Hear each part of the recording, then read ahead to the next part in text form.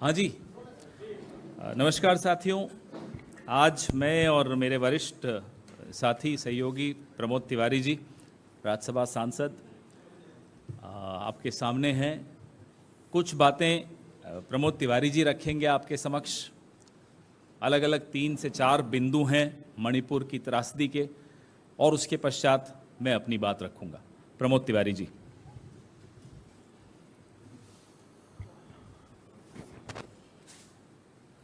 नमस्कार साथियों।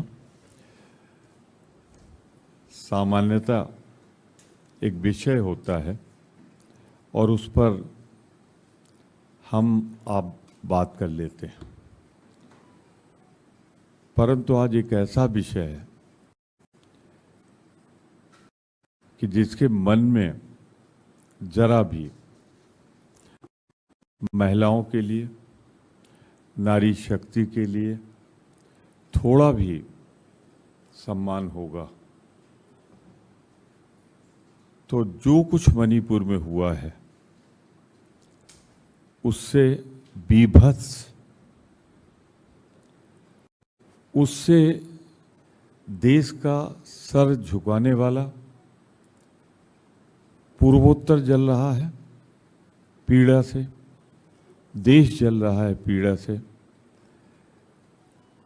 ऐसी हृदय विदारक घटना शायद नहीं हुई है। और जब मैं आपको संबोधित कर रहा हूं तो मेरे मन में एक पीड़ा है कि हमारे आदरणीय प्रधानमंत्री जी 2 बार तो मेरी जानकारी में विदेश उस घटना के बाद हो आए हैं। वहाँ की पार्लियामेंट्स में भी सवाल पूछा गया मणिपुर के बारे में, चिंता तब तक ये घटना नहीं आई थी। लेकिन प्रधानमंत्री जी समय नहीं निकाल पाए, या उनको ऐसा लगता है कि ये इतनी महत्वपूर्ण नहीं कि वो नहीं गए मणिपुर। अरे मणिपुर तो छोड़िए, मणिपुर का नाम भी नहीं लिया उन्होंने, जबकि मई से मणिपुर जल रहा है। तो क्या मणिपुर देश का हिस्सा है कि नहीं? खुद प्रधानमंत्री जी का भाषण होता था कि हमने आपके साथ, पूर्वोत्तर राज्यों के साथ बड़ा सौतेला व्यवहार होता रहा। उन्हीं के भाषण हैं। तो क्या अब मणिपुर का हिस्सा भारत है? एक चीज इसमें जरूर जोड़ दूं, किसी नारी के साथ, किसी महिला के साथ हो, जिस ढंग से हो कि उसे खींच लिया जाए, सार्वजनिक रूप से बलात्कार हो, निर्वस्त्र करके उसे नोचा घसीटा जाए। और मैं एक चीज जोड़ रहा हूं, फिर मैं दोहरा दूं, हर महिला का सम्मान बराबर है। लेकिन जब वो महिला किसी भारतीय सेना के उस जवान के साथ हो जिसने कारगिल की रक्षा की हो, जिसने श्रीलंका में जाकर भारत का मान बढ़ाया हो, तो उस महिला के प्रति अगर हृदय में भाव है, और उसकी एक लाइन जो मुझे चुभ गई, पीड़ा दे गई, कि मैंने कारगिल तो बचा लिया पर अपनी पत्नी, अपने बच्चे, अपना गांव नहीं बचा पाया। ये बात बहुत दूर तक छूती है हमको।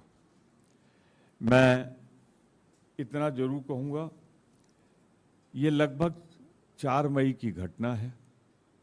21 जून को FIR है।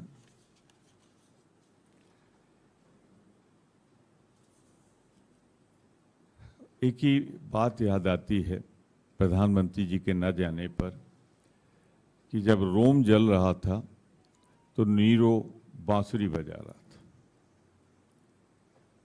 वो संबोधित कर रहे थे देश विदेश में, पर मणिपुर के लिए 2 शब्द नहीं थे उनके पास। अपील ही कर लेते कि शांति स्थापित होना चाहिए, नहीं गए, पर हमें गर्व है अपने नेता राहुल गांधी पे। तमाम व्यवधान के बीच वो गए और उनको हर समुदाय ने गले से लगाया, रोकने की कोशिश हुई। तो ये उस कहावत को, उस कहानी को दोहराता है कि जब रोम जल रहा था, नीरो बांसुरी बजा रहा था, प्रधानमंत्री जी क्या कर रहे थे ये तो वही बता सकते हैं। उन्हीं का महिला आयोग, उसने भी नाराजगी व्यक्त की है कि 2 बार उन्होंने मुख्यमंत्री से बात करने की कोशिश की है, संपर्क नहीं हो पाया। महामहिम राज्यपाल जी जो हैं वहां पे महिला हैं, और वो भी चिंता व्यक्त कर चुकी हैं। सारी स्थितियां जैसे नियंत्रण से बाहर जा चुकी हैं। एक बड़ा मौजू सवाल है कि हमारे माननीय गृह मंत्री जी चाणक्य 3 दिन रहकर आए हैं मणिपुर में। उनका कहना है सबसे उन्होंने वार्ता कर ली, परंतु इस घटना का या तो उनको जानकारी नहीं दी गई, और अगर जानकारी दी गई तो देश में उन्होंने जानकारी नहीं दी। क्या ये मैं आप पर छोड़ता हूं, क्या ये इतनी महत्वपूर्ण घटना नहीं थी कि आपके साथ साझा की जाए, या ऐसी घटनाओं को रोका जाए? और उनसे भी आगे, बड़े मियाँ तो बड़े मियाँ, छोटे मियाँ सुभान अल्लाह। मुख्यमंत्री कहते हैं कि अभी 80 दिन नहीं बीते। जब उनसे कल सवाल पूछा जाता है तो कहते हैं ऐसी तो सैकड़ों घटनाएं हो चुकी। यानी एवरेज लगाया जाए और 78 दिन को 80 दिन को बांटना जाए, यानी कि हर दिन 1.5 से 2 बार ये घटनाएं हो रही। ये मेरा बयान नहीं है, मुख्यमंत्री का बयान ऑन रिकॉर्ड है। मैं नहीं जानता देश को कहां ले जा रहे हैं। मैं एक बात जरूर कहना चाहता हूं, प्रधानमंत्री जी से बार बार हम सब कहते हैं कि अपील करो, काफ़ी दिन से कहते आ रहे हैं। राहुल जी जब गए तो उसके बाद से कहते आ रहे हैं कि आप जाइए, आप अपील करिए, लेकिन वो बोलने का समय कौन सा चुनते हैं? जब सुप्रीम कोर्ट 10 बजे स्वतः संज्ञान ले लेता है तो उनका भाषण आता है 11 बजे के आसपास, जब उस सदन में प्रवेश कर रहे थे। भारत का संविधान आर्टिकल 75 ये कहता है कि प्रधानमंत्री और मंत्रिपरिषद सामूहिक रूप से और उत्तरदायी हैं दोनों सदनों के लिए, 75। पर वो शायद संसद की सीढ़ियों से उत्तरदायी है। संसद भवन आते हैं, संसद भवन की सीढ़ी चढ़ते हुए वो आपको तो संबोधित कर देते हैं, पर चंद सीढ़ियों के बाद जो दोनों सदन बैठे हैं उसमें आने की जहमत नहीं फरमाते। और ऐसा नहीं कि उनको निमंत्रण नहीं मिल रहा है, 2 दिन से लगातार हम उनको निमंत्रण दे रहे हैं कि आए प्रधानमंत्री जी, यहाँ से आप अपील करें, आप हमारे विचार भी सुन लें, और बताएं देश में क्या हो रहा है। आर्टिकल 75 जो उन पर जिम्मेदारी सौंपता है उसका उल्लंघन है। अब एक बात उसमें भी है, 8 मिनट का भाषण है उनका, क्योंकि सवाल तो आप पूछ ही नहीं सकते। ये सौभाग्य आपको शायद जब वो इंडिया जीतेगा तो उसके बाद आपको मिलेगा। मैं एक बात और कहना चाहता हूं, 8 मिनट की स्पीच में सिर्फ 32 सेकंड मणिपुर का जिक्र है, और वो भी अकेले नहीं। राजस्थान, मणिपुर पे प्रवचन हुआ है। मणिपुर पे नहीं, राजस्थान में, छत्तीसगढ़ में, जहां जहां कांग्रेस मौजूद है। और इस बीभत्स घटना के बारे में तो हमारा प्रबल अनुरोध उनसे था, है और रहेगा कि देश के इतिहास की ये भीषणतम, कलंकित करने वाली, भारत माता का सर शर्म से झुका देने वाली घटना है। प्रधानमंत्री जी, आप कब आएंगे? मुझे आपसे ये बात इसलिए कहनी पड़ रही है कि मैं एक आध मंत्रियों के बयान देख रहा हूं। मंत्रियों के बयान ये हैं कि हमने तो चर्चा स्वीकार कर ली, आप क्यों नहीं इस चर्चा में भाग लेते? तो एक सांसद होने के नाते, उपनेता होने के नाते, राज्यसभा की ओर से खास तौर से आपको एक्सप्लेन कर दूं मैं कि 267 जिसमें हम मांग रहे हैं और 176 जिसमें ये चर्चा चाहते हैं, उसका फर्क क्या है जिससे कंफ्यूजन खत्म। 167 में 2-3 लोग प्रस्ताव करें, चेयरमैन को संतुष्ट करें, सत्ता पक्ष चाहे तो किसी दिन, ये शब्द पे गौर करिएगा, किसी दिन कुछ समय के लिए चर्चा निर्धारित हो सकती है, लेकिन वो जो 167 में है कि वो 2-2.5 घंटे से ज्यादा की नहीं। दो बातें इस पे मैं एम्फेसाइज कर रहा हूं आपको। एक तो जब समय मिले और ना मिले तो चर्चा के लिए इनकार भी कर सकता है, और उधर मणिपुर जल रहा है। 267 में इसका इक्विवेलेंट पार्लियामेंट लोकसभा में भी है। जिस समय ये उठाया जाएगा उसी समय संपूर्ण सदन की सारी कार्रवाई रोक के, जब तक आवश्यकता होगी तब तक इस पर चर्चा हो सकता है। यानी कम से कम वहां पे बैठे होंगे, जितनी पार्टियां हैं सभी होंगी, सभी इस पे बोलना चाह रहे होंगे। तो इस तरह तो वहां पे 3 मिनट, 2 मिनट, 4 मिनट से ज्यादा किसी को समय नहीं मिलेगा। वो भी तब मिलेगा जब निर्धारित हो जाएगा, और तब तक मणिपुर के बारे में हम बोल नहीं सकते। ये बेसिक डिफरेंस। इसमें समय सीमा नहीं निर्धारित होगी, पूरा दिन आपके हवाले है। ये जैसे ही आप उठाएंगे उसी समय चर्चा शुरू हो जाएगी। तो क्या इस बेसिक डिफरेंस को नहीं समझा जाएगा कि मणिपुर में इतनी गंभीरता है कि हमको तत्काल उस पर चर्चा करानी चाहिए? और प्रधानमंत्री से हम आग्रह करेंगे कि प्रधानमंत्री जी आएं और सदन को संबोधित करें। इस मामले में जो सीढ़ियों पे कहा है, अरे वही कह दो यहां भाई। आर्टिकल 75 आपसे कहता है आप बोलिए, सीढ़ी पे, सड़क पे बोलिए, अपने घर में बोलिए, लेकिन आर्टिकल 75 कहता है कि मंत्रिपरिषद पूरी तरह सदन के प्रति उत्तरदायी है, जिम्मेदार है। तो आर्टिकल 75 की भावनाओं और शब्दों का उल्लंघन होने वाला है। मुझे नहीं लगता जो ये इंडिया की डिमांड है वो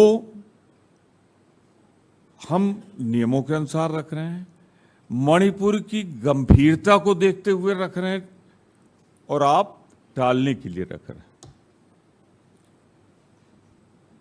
तो मैं 2 बातें एक्सप्लेन करना चाहता था। ये 2 दिन सदन क्यों नहीं चला? अरे अगर परसों कल ले लिया होता तो ये चर्चा समाप्त हो जाती ना। आज ले लिया होता तो ये चर्चा समाप्त हो गई होती ना। या प्रधानमंत्री जी को देश के गम गुस्से का अंदाजा नहीं है, दुख का अंदाजा नहीं। मैं थोड़ा व्यक्तिगत होते हुए कहना चाहता हूं, शायद यहाँ जितने लोग बैठे हैं उनकी भी आत्मा कांपी होगी जब वो वीडियो देखा होगा आपने अपने भारत देश के लिए। तो क्या वो उसी समय नहीं हो सकती? बेसिक, फिर मैं दोहरा के कह रहा हूं, at the cost of repetition, क्या मणिपुर की भीषणता, बीभत्सता देखते हुए तत्काल चर्चा होनी चाहिए, जो हम मांग कर रहे हैं, और वो मांग कर रहे हैं कि एक नियम के अंतर हो जिसमें हम आप 1 घंटा बोल सकते हैं, 1.5 घंटा भी बोल सकते हैं, 2 घंटा भी बोल सकते हैं, पर 2.5 घंटे के ऊपर नहीं जा सकते। तो क्या इतने दल, सत्तारूढ़ दल भी बोलेगा, हम भी बोलेंगे, क्या 2.5 घंटे में इस चर्चा को समेटा जा सकता है? यह सबकी बातें आ सकती हैं और इसमें पाबंदी है कि आप बियॉन्ड इसके नहीं जा सकते। तो वो सीमित चर्चा चाहते हैं, अनिश्चित काल में कब चर्चा होगी उसमें अनिश्चितता चाहते हैं, और हम चाहते हैं कि तत्काल चर्चा हो। इसकी विभत्सता को देखते हुए और समय की सीमा देखते हुए, और समय की सीमा न हो, हम पूरे दिन करें, क्योंकि इसमें है कि नियमों को सही। इन 2 पॉइंट्स पे मैं आपको क्लेरिफाई कर रहा हूं। इस पर विस्तृत रूप से जब आप बोल लेंगे, कोई सवाल होगा, मैं आपको जवाब दूंगा, लेकिन मैं चाहता हूं कि विस्तृत रूप से इस पर हमारे सीनियर कुलीग, हमारे साथी, हमारे मीडिया इंचार्ज।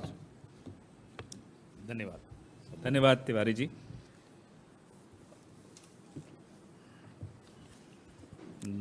आमतौर पर हमारी महिला नेत्रियां इस मुद्दे पर ज़्यादा प्रखर होती हैं, तो आज ये हमने तय किया कि हम में से कोई भी सहज नहीं हो पाया जब से ये वीडियो हम लोगों ने देखा। पुरुष हो या महिला, बात महिला पुरुष की नहीं है, बात मानवता की है, बात भारतीयता की है। प्रधानमंत्री जी भी तब बोले जब उनके ट्रोल्स तक पिघल गए।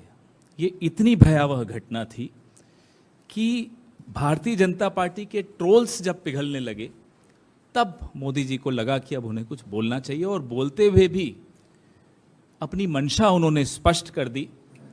बात मणिपुर की, लेकिन अपने ट्रोल्स को इशारा कर दिया कि राजस्थान और छत्तीसगढ़ की दिशा में अब बात करना शुरू करी, और कल से आपने देखा उन्होंने शुरू की भी। माफ़ कीजिएगा प्रधानमंत्री जी, न राजस्थान के मुख्यमंत्री अशोक गहलोत जी, न छत्तीसगढ़ के मुख्यमंत्री भूपेश बघेल जी इतने निर्लज हैं कि इस तरह की कायराना बात वो करेंगे। घंटों में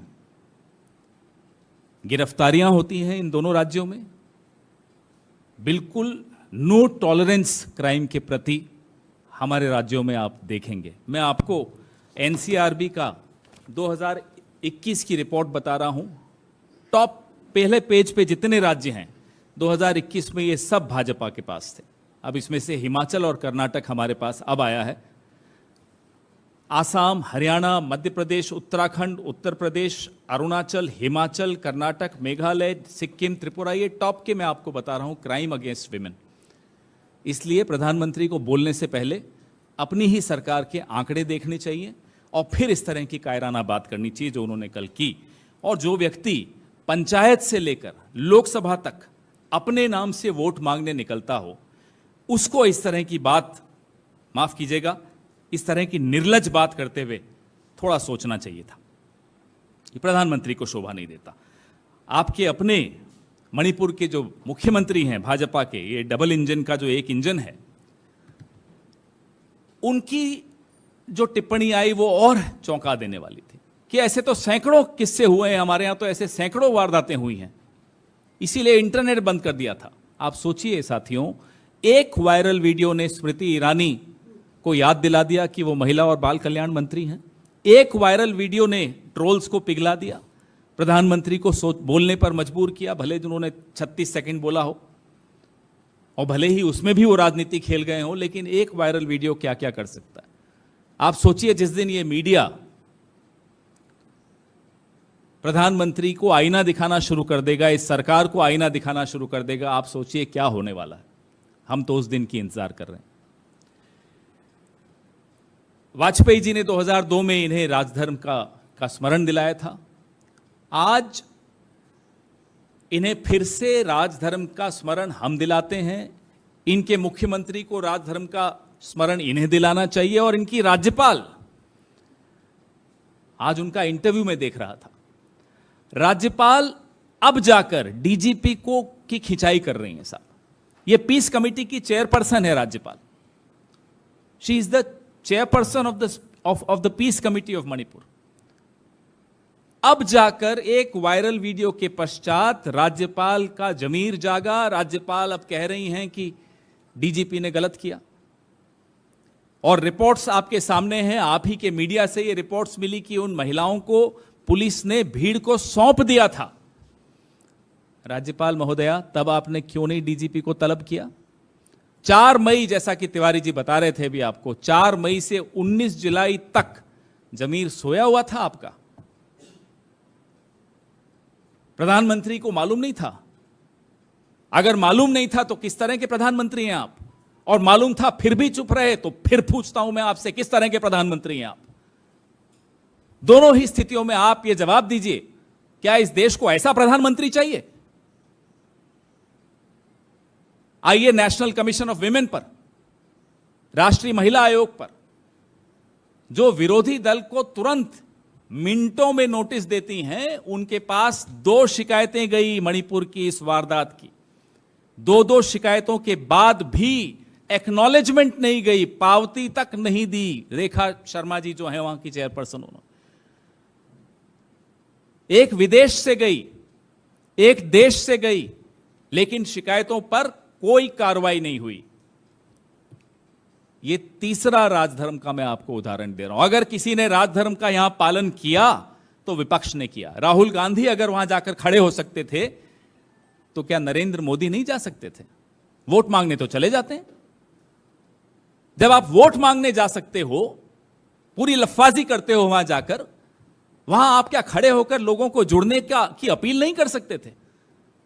और you don't have the confidence that you have any moral authority left. आपको लगता ही नहीं है आपके पास कोई नैतिक बल बचा है कि आप इस तरह की अपील कर सकें।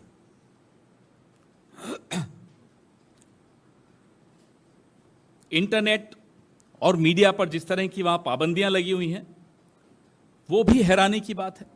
अब अगर इस देश को उम्मीद किसी से है तो माननीय राष्ट्रपति जी द्रौपदी मुर्मू जी से है, जिन्होंने संघर्ष का रास्ता तय करके यहां तक पहुंची, इस मुकाम तक पहुंची।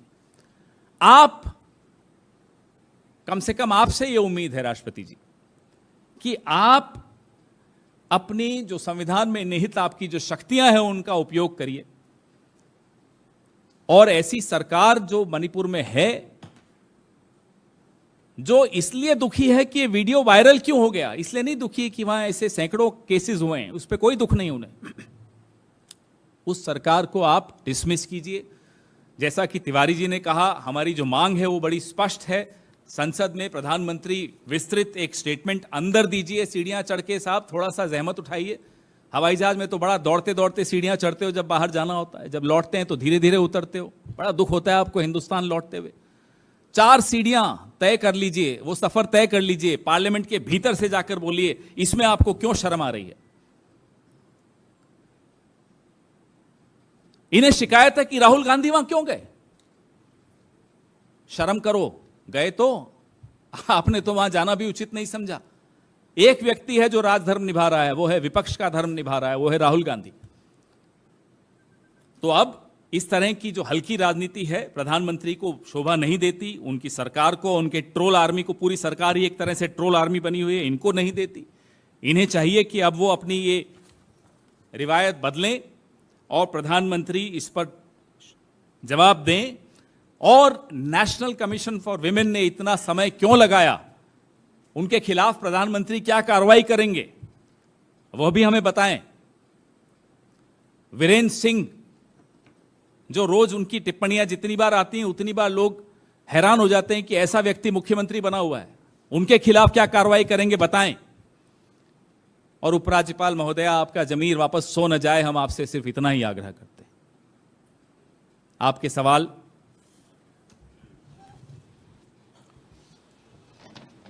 सर, सरकार की तरफ से बार बार ये कहा जा रहा है कि सरकार चर्चा के लिए तैयार है, विपक्ष चर्चा से भाग रहा है, इसका क्या जवाब है?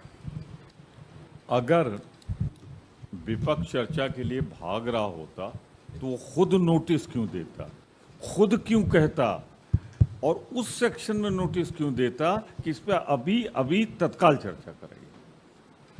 तो झूठ बोलने की सीमा होती है। मैंने नियमावली का ज्ञान आप सबको मुझसे ज़्यादा होगा, फिर भी मैंने इसमें बताया। इसको मैं at the cost of repetition आप कहेंगे मैं पढ़ दूंगा, 2 लाइन इसकी देख लीजिए कि इस पर सबसे बड़ी बात है, कोई सदस्य सभापति की सहमत से ये प्रस्ताव कर सकेगा कि उस दिन राज्यसभा के समय सूचीबद्ध कार्य से संबंधित किसी प्रस्ताव पर किसी नियमों का लागू होना निलंबित कर दिया जाए। यानी जो रूल हैं उनको आप सस्पेंड करिए तत्काल, और उसके बाद भी शर्म नहीं आती जब भाजपा का कोई मंत्री या स्पोकमैन ये कहता है कि चर्चा से विपक्ष भाग रहा है। अरे हम तो उस नियम में चर्चा मांग रहे हैं जिसमें जैसे ही हम उठाएं, जो कल हमारे नेता एलओपी श्री मल्लिकार्जुन खड़गे जी ने फर्स्ट अपॉर्चुनिटी पे उठाया और उन्होंने ललकारा कि भाई आओ इस पे चर्चा करो, इसके महत्व को समझो, तो उसका यही जवाब है कि चर्चा से कौन भाग रहा है, या चर्चा से सीमित करके उसे सिर्फ फॉर्मेलिटी बनाना चाहिए। इसमें अनिश्चित काल तक आप चर्चा कर सकते हैं। भाई आज इंडिया बड़ा मजबूत हो गया है, आज हमारे पास सारे दल हैं और सबके हस्ताक्षर हैं इस पर। वो बोलेंगे, सत्तारूढ़ दल भी बोलेगा, तो इसके लिए तो एक दिन कम पड़ जाएगा। पर हम एक दिन बैठ लें 6 बजे के बाद, 7, 8, 9, 10। पर मैं पूछना चाहता हूं भाजपा से, 2 महिलाएं, एक उसमें आर्मी के जवान की महिला बलात्कार हो सड़क पे, उसके बाद मुझे कहने में शर्म आती है कि उसको नंगा करके घुमाया गया, नोचा खसोटा गया उसे, और उसके बाद भी भाजपा सरकार को शर्म नहीं आती है ये कहते हुए कि विपक्ष चर्चा से भाग रहा है। अरे मैं अभी भी चुनौती देता हूं, मंडे को 11 बजे मैं फिर उठाऊंगा, मैं हमारे नेता खड़गे जी उठाएंगे, मेरी चुनौती स्वीकार करो और 11 बजे से चर्चा प्रारंभ करो।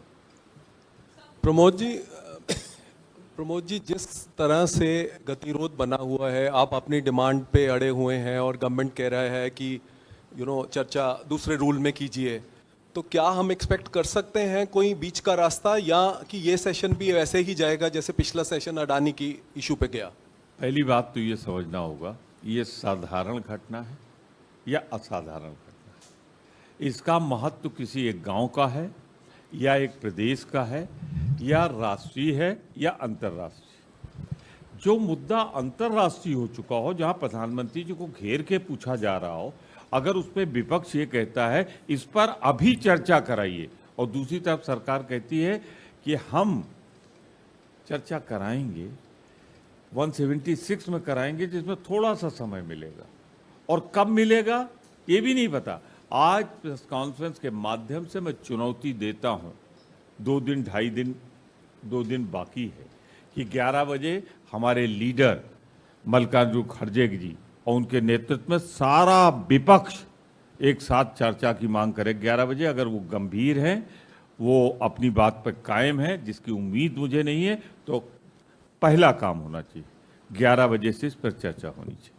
सर राजनाथ सिंह जी ने कहा कि जो ऑपोजिशन है वो सीरियस नहीं है, सरकार चाहती है, और 17 जो दूसरा आप रूल बोल रहे हैं उसके तहत भी नोटिसेस जो है वो विपक्ष की तरफ से दिए गए थे और चेयरमैन उसको पढ़ ही रहे थे, तभी विपक्ष की तरफ से कहा पीएम सदन में आए। तो विपक्ष जो है उसका स्टैंड क्लियर नहीं है और वो भटका रहा है। पूरा क्लियर है, हम तो अब भी दोहरा रहे हैं, प्रेस कॉन्फ्रेंस में दोहरा रहे हैं कि हम चाहते हैं इस विषय पर प्रधानमंत्री जी अपना वक्तव्य दें, और उनको याद दिला रहे हैं article 75 of the constitution of India. एक इंडिया से बहुत घबराते हैं वो, कॉन्स्टिट्यूशन ऑफ भारतवर्ष। इसके कॉन्स्टिट्यूशन में है कि प्रधानमंत्री और मंत्रिपरिषद उत्तरदायी है दोनों सदनों के लिए। वो कहीं विदेश में नहीं, वो पार्लियामेंट के अंदर हैं, पार्लियामेंट की सीढ़ियां चढ़ रहे हैं, वहां तो आपको संबोधित कर सकते हैं, लेकिन सदन में क्यों नहीं? फिर बात घुमा फिरा के मैं वहीं ला रहा हूं कि कौन कितना गंभीर है, इसका अंदाजा मेरी चुनौती से लग जाना चाहिए। हमने तो कहा तो इसका तो कल ही हो जाना चाहिए था, हमने कहा इसका आज हो जाना चाहिए था। अब चलिए फर्स्ट वर्किंग डे आ रहा है मंडे, और मंडे को करा लो। 11 बजे पहला काम चर्चा, और जब तक सब एग्जॉस्ट न कर जाएं, बोलने वाले अपनी बात ना रख ले। अरे दो महिलाओं के महत्व को आप नहीं समझते, उनका सतीत्व लूटा गया, उनको बेइज्जत किया गया, मौत के हवाले कर दिए। मौत से भयंकरतम मौत दी गई उनको कि उनको सिर्फ बलात्कार नहीं हुआ। सुप्रीम कोर्ट की टिप्पणी, बलात्कार जब हो जाता है तो वो औरत पहले दिन से अपने आप को महसूस करती है जैसे मर गई। जिसको हम सजा देंगे वो तो उस दिन मरेगा जो फांसी पे लटकेगा। और यहाँ तो उस दिन से मैं नहीं समझता क्या मनोदशा होगी उसकी कि उसकी फोटो, उसके वीडियो हम आप देख रहे हैं बलात्कार की। और उसके बाद भी, इसीलिए मैं कहता हूँ भारतीय जनता पार्टी के अंदर महिलाओं के लिए कोई संवेदना नहीं है। इनका लंबी कहानी हो जाएगी, इसलिए मैं उस पर नहीं जाना चाहता और बहुत सी चीज़ कहना भी नहीं चाहता। महिलाओं के प्रति जरा भी सम्मान नहीं। सर, भाजपा का कहना है 8 जुलाई को पंचायत चुनाव हुए थे और उसी दिन बूथ के अंदर एक स्त्री के साथ बदतमीजी की गई, उसके कपड़े उतारकर, जस्ट बिकॉज आप लोग वहाँ पे ममता बनर्जी से जुड़े हुए हैं, इसलिए वहाँ के बारे में आप बात नहीं करें, मणिपुर पे बात कर रहे हैं। इस पे आपका क्या कहना है सर? अभी हमारे साथी ने कहा, सारे प्रदेश याद दिला दिए, और आपका बंगाल प्रेम जो है यहाँ जागृत हो रहा है। अरे मेरे भाई, कभी तो एक चीज़ सोचो, ये देश की बेटी थी, सैनिक की बेटी, सैनिक की पत्नी थी। पूरे दुनिया में हमारा सर, भारत माता का सर सर से झुक गया है। पंचायत चुनाव में हो, उसको सजा मिलनी चाहिए। उठाओ ना, कौन रोक रहा है? जहां देश के जिस हिस्से में हो रहा है करो, लेकिन मेहरबानी करके इस घटना पर, जिस पर हमारी नोटिस है, नेता विरोधी दल की नोटिस है, सारे दलों के नेताओं की नोटिस है, पहले उस पर करो। ले आओ ना, हम कहाँ मना कर रहे हैं, वो तो आपके हाथ में है। प्रमोद जी, चर्चा इस पे एक लाइन मैं भी कहना चाहूँगा। प्रमोद जी ने बहुत सही कहा। क्या उस प्रदेश जिसका आपने नाम लिया कि मुख्यमंत्री बलात्कारियों के या क्रिमिनल्स के साथ खड़ी हुई दिखी आपको? पहली बार इस देश के इतिहास में कठुआ के किस्से को मैं वापस से आपको याद दिला दूं। भारतीय जनता पार्टी के मंत्री, जम्मू कश्मीर उस वक्त पूरा एक राज्य था, मंत्री सड़क पर आए, बलात्कारियों के पक्ष में नारे लगाए। और उसके बाद तो ये उदाहरण आपको देश के कई कई हिस्सों से दिखाई दे रहा है। जब बलात्कारियों को माल्यार्पण किया जाता है तो कम से कम भारतीय जनता पार्टी की हिम्मत नहीं होनी चाहिए कि कोई और उदाहरण दें, पहले अपने गिरेबान में झांकें। हमें राजस्थान के बारे में बताया जाता है, मैं राजस्थान से हूं। मैं आपको 2 किस्से अभी जो हुए हैं जोधपुर में, जहां एक बच्ची के साथ इस तरह का क्राइम हुआ, 6 महीने की बच्ची, उनका प्रॉपर्टी डिस्प्यूट था, उस परिवार का भतीजा 2 घंटे में गिरफ्तार हुआ। और दूसरा किस्सा तो ऐसा है जिसमें अखिल भारतीय विद्यार्थी परिषद के 3 लोग, धर्मपाल, समंदर सिंह, भट्टम सिंह, तीनों गिरफ्तार किए गए। बलात्कार किया था इन्होंने। तो इनको बोलिए कि अगर ये इस तरह से उदाहरण देने पर आएंगे तो हम इनका पूरा कच्चा चिट्ठा रोज प्रेस वार्ता कर करके सामने, फिर बोलते हैं, देखते हैं प्रधानमंत्री जी संसद के बाहर से भी बोलना बंद कर देंगे। अंदर जाने की तो हिम्मत अभी गंवा बैठे हैं तिवारी जी, जैसा बता रहे हैं आपको। प्रमोद तिवारी जी, आपको दर्शन नहीं होंगे फिर मोदी जी के, अगर हम यहां रोज उनके किस्से सुनाना शुरू कर दें भारतीय जनता पार्टी के। तो इसलिए इस तरह के उदाहरण उनको कहिए अब देना बंद कीजिए। अब 9 साल इन्होंने बिता दिए इस तरह के उदाहरण दे देकर, जिसको अंग्रेजी में वॉट अबाउटरी कहते हैं। अब वक्त आया है, जबान चलाना बंद करें, देश चलाने पर थोड़ा ध्यान रखें। प्रमोद जी, मेरा सवाल आपसे है कि आप लोग भी चाहते हैं, विपक्ष चाहता है 267 में और सत्ता पक्ष चाहता है 176 में। क्या आपको लगता है कि नियम 267 के तहत राज्यसभा में चर्चा के बाद आप लोग डिवीजन मांगेंगे? इस बात से सरकार घबराई हुई है, और क्या यही वजह है कि विपक्ष के 267 नियम के तहत जो चर्चा आप चाहते हैं उसको सरकार या स्पीकर की तरफ से, सभापति की तरफ से अलाउ नहीं किया? बहुत अच्छा सवाल आपका। इसमें ना हम चर्चा कर पाएंगे 176 में, चर्चा जो सीमित होगी, प्रस्ताव हम नहीं पारित कर पाएंगे।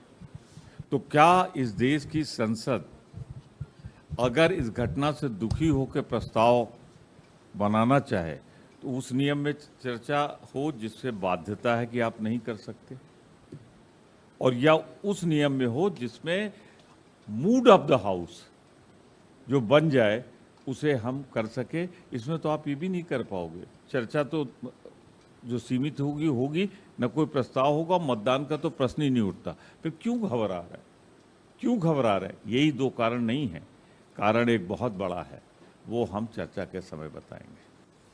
सर, एनसीडब्ल्यू के रोल पर भी सवाल खड़े हो रहे हैं।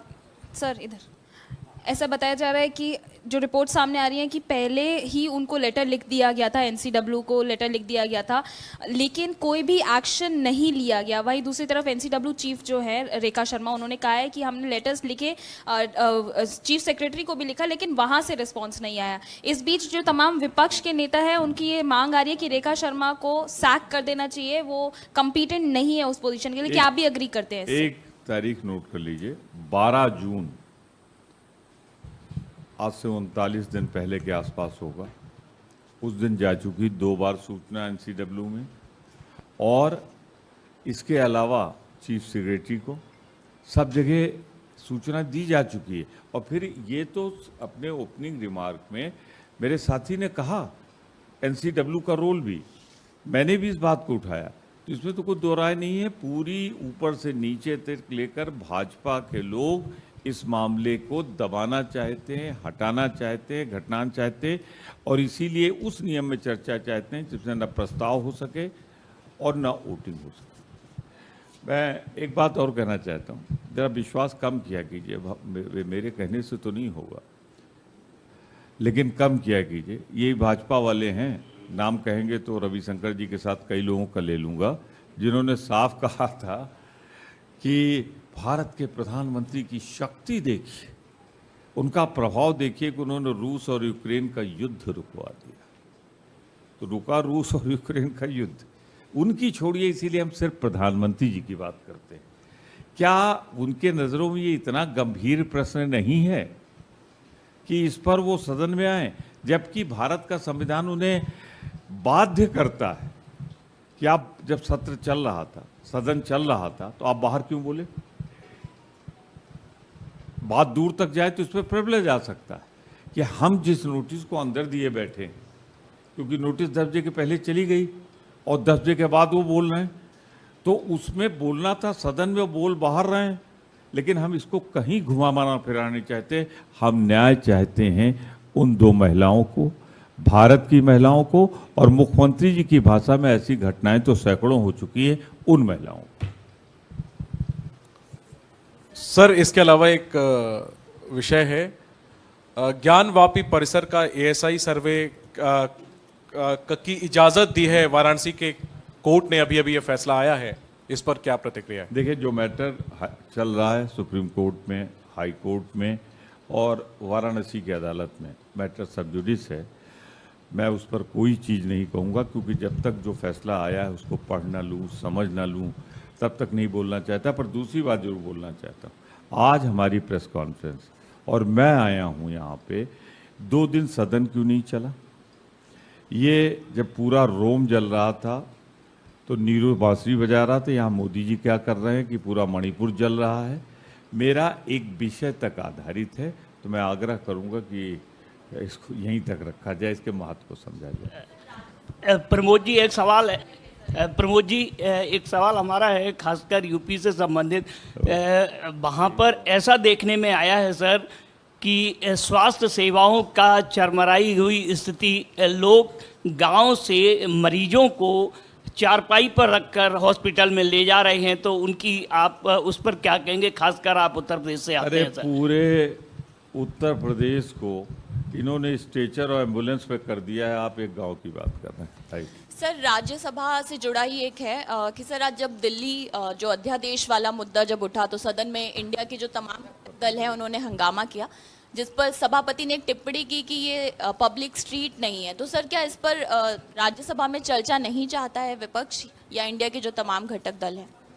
विपक्ष तो सब कुछ चाहता है, सत्ता पक्ष तो चाहे। हम लोग पहला हमारे इंडिया का है कि जो संघीय ढांचा है, जिस तरह प्रहार हो रहा है, उसको नहीं होना चाहिए। तो हम लगातार ये मुद्दा उठा रहे हैं। तो दिल्ली में भी जो हो रहा है वो भी संघीय ढांचे पे प्रहार है। क्योंकि मैटर सब जुडिस है फुल बेंच के सामने, इसलिए मैं कुछ ज़्यादा टिप्पणी नहीं करूँगा। सर मेरा सवाल है आपसे, प्रमोद सर इधर। सर आप कह रहे हैं, सरकार कह रही है शॉर्ट ड्यूरेशन डिस्कशन में ले रही है वो, और आप कह रहे हैं कि 267 में हो, लेकिन यथास्थिति ये रहने वाली है मंडे तक जो है सदन स्थगित है। मंडे में आपकी क्या जो है रहने वाली है रणनीति? क्या मंडे को भी इसी तरीके से सदन नहीं चल पाएगा? क्योंकि सरकार की तरफ से राज्यसभा में पीयूष गोयल सदन के नेता, उन्होंने कह दिया कि हम तो अपने नियम से कराएंगे। वहाँ पे जो है प्रहलाद जोशी जी जो संसदीय कार्य मंत्री हैं, वो भी ये कह रहे हैं कि लोकसभा स्पीकर को डिसाइड करने दीजिए। देखिए, 3 बातें बता दूं इसमें। पहली, मैं नोटिस रिसीव करा के आया हूँ, तो नोटिस 267 की जा चुकी है ऑलरेडी सदन।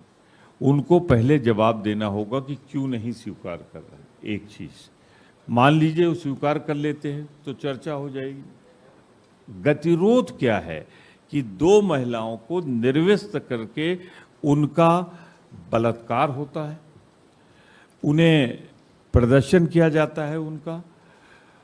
पूरे देश में मुख्यमंत्री जवाब में कहते हैं ऐसी तो सैकड़ों घटनाएं हो रही हैं 80 दिन में। वो महत्वपूर्ण है कि वो नियम महत्वपूर्ण है जो कब लगेगा, तारीख तय नहीं। हमारी तारीख तय है, मंडे को 11 बजे हम उठाएंगे, और कितनी देर चर्चा चलेगी, और जिस नियम में उलाना चाहते हैं ना हम उस पर प्रस्ताव कर पाएंगे ना बोल पाएंगे।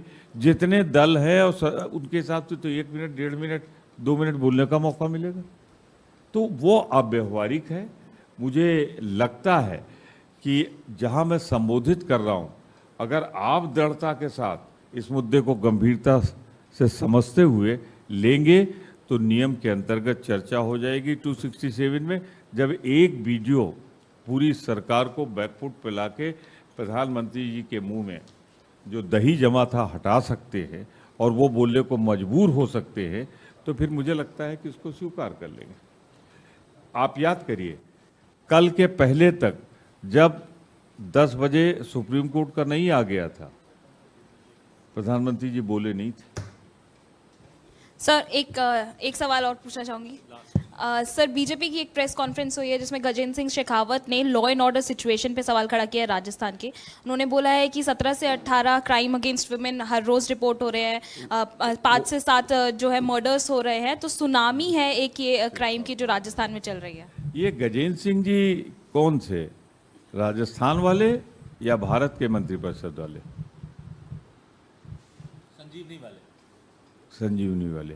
आपसे सिर्फ इतना कहना चाहता हूं मैं कि उन्हें सिर्फ वही दिख रहा है जहां इस देश का एक ईमानदार, श्रेष्ठतम, वरिष्ठतम मुख्यमंत्री है।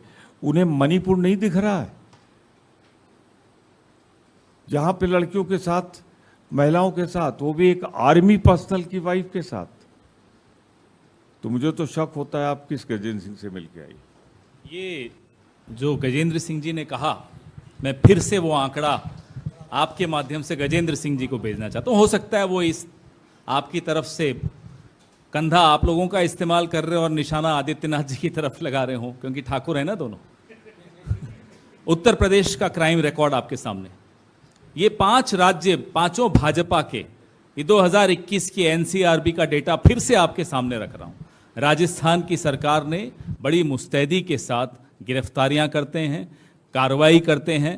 ये माफ कीजिएगा प्रमोद तिवारी जी के राज्य जैसा नहीं है हमारा राज्य।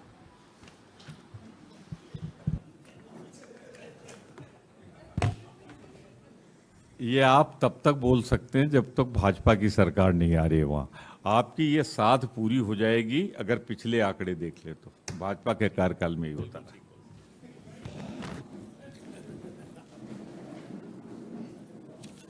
धन्यवाद, थैंक यू वेरी मच।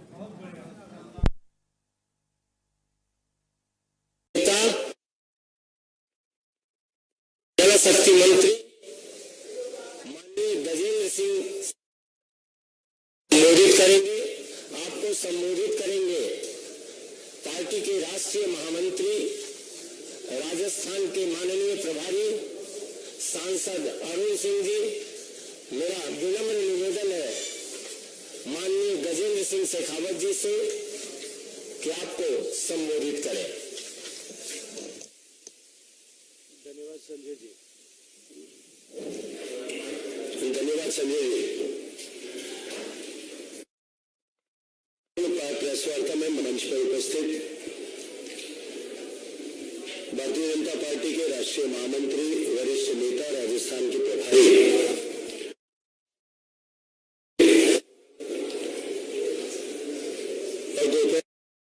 में आयोजित आए हुए सभी पत्रकार मित्रों,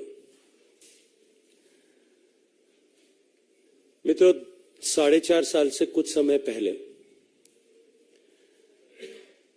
राजस्थान में